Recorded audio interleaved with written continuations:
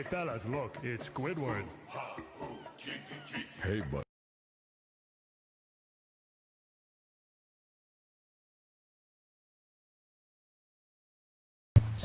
Halo, selamat pagi semuanya. Perkenalkan, nama saya Muhammad Ajriyati Raffi Suja dari kelas PW 1 kelas 11. Kali ini saya berada di Museum Seni Rupa. Ayo, let's go. Saya lagi berada di luar ruangan Museum Seni Rupa, dan ini adalah patung kayu tradisional Bali karya Satu Ketut Nongos. Dan patung selanjutnya adalah patung Satu Nyoman Kueng.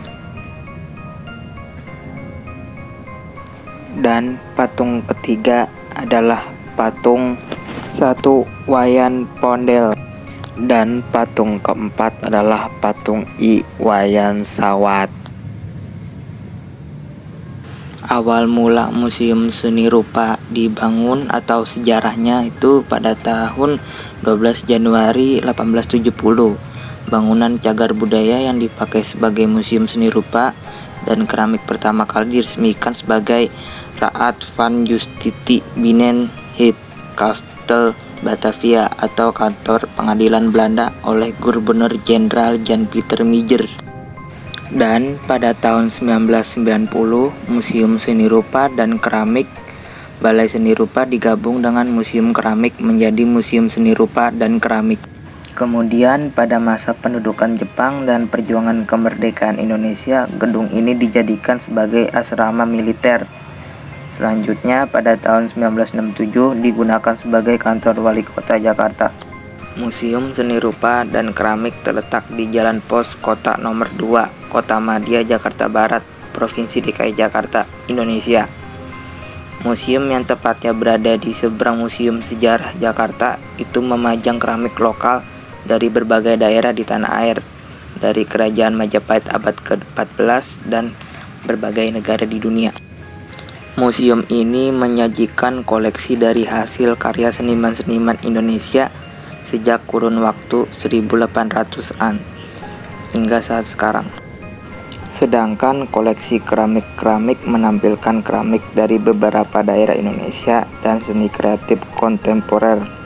Selain itu ada juga koleksi keramik dari mancanegara seperti keramik dari Tiongkok, Thailand, Vietnam, Jepang, dan Eropa dari abad 16 sampai dengan awal abad 20. Bisa kita lihat dari video itu adalah peninggalan-peninggalan pada zaman Belanda sampai Jepang.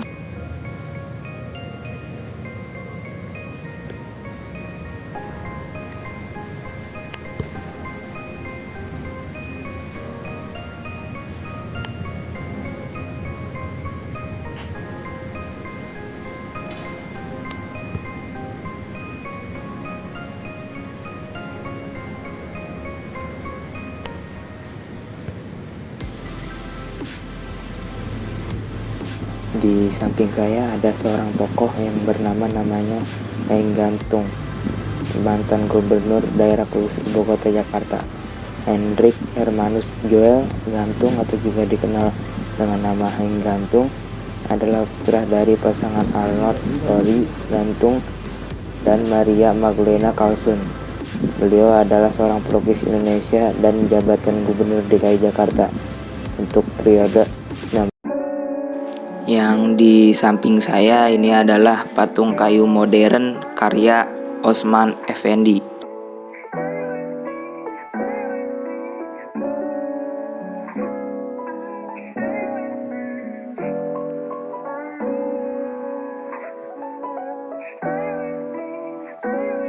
Yuk langsung ke ruangan selanjutnya.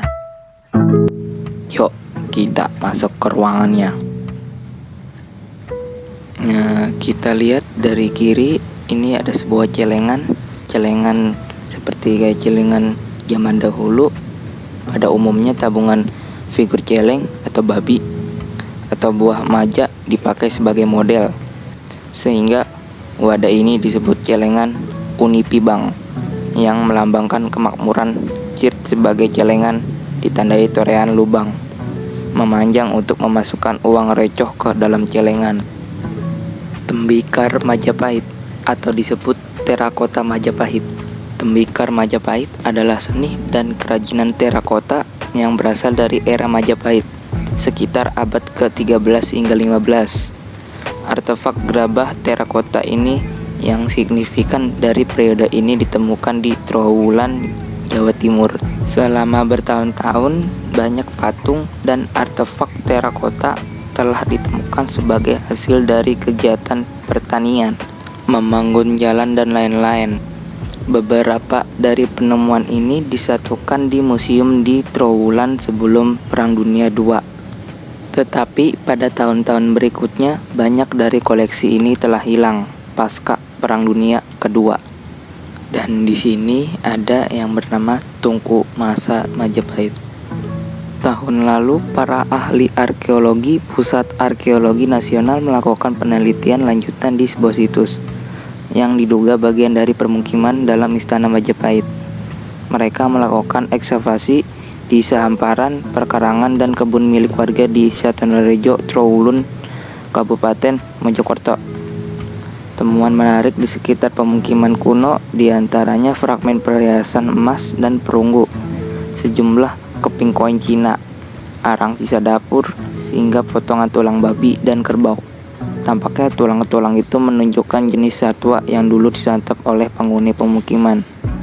Memang makanan itu jarang yang meninggalkan sisa-sisa, apalagi sudah berabad-abad, ujar Lian Diwiari Ratnawati di ruangan kantornya, Kementerian Pendidikan dan Kebudayaan. Nah, di sini kita lihat ada sebuah poster yang berupa keramik-keramik peninggalan zaman dahulu.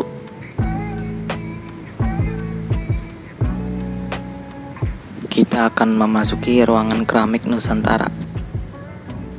Kita lihat dari kanan dan kiri, di sini banyak keramik dan peninggalan-peninggalan zaman dahulu ya.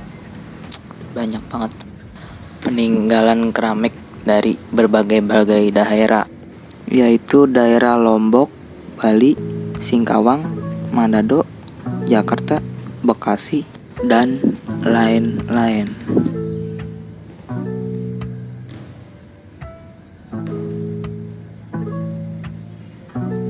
Kerajinan keramik Klampok. Keramik Klampok memang sudah melekat menjadi cenderamata khas Banjarnegara. Nama keramik Klampok tentu sudah sangat familiar di telinga para pecinta dan kolektor keramik.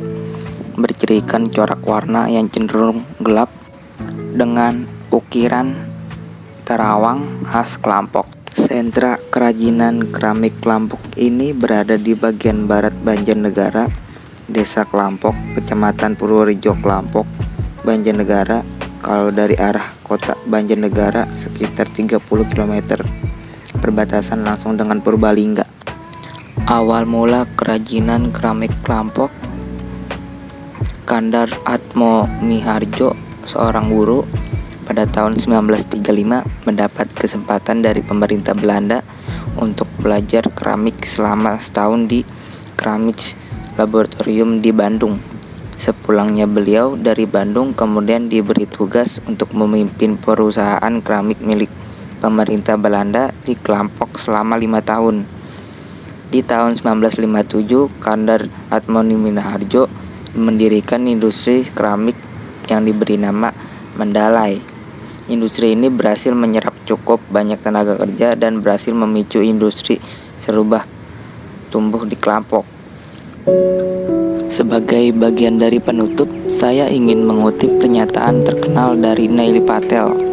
Ia mengatakan bahwa kamu tidak bisa hanya menempatkan beberapa tombol beli di situs web lalu berharap pengunjung datang membeli. Oleh karena itu, Anda perlu melakukan banyak hal agar pengunjung datang membeli produk Anda.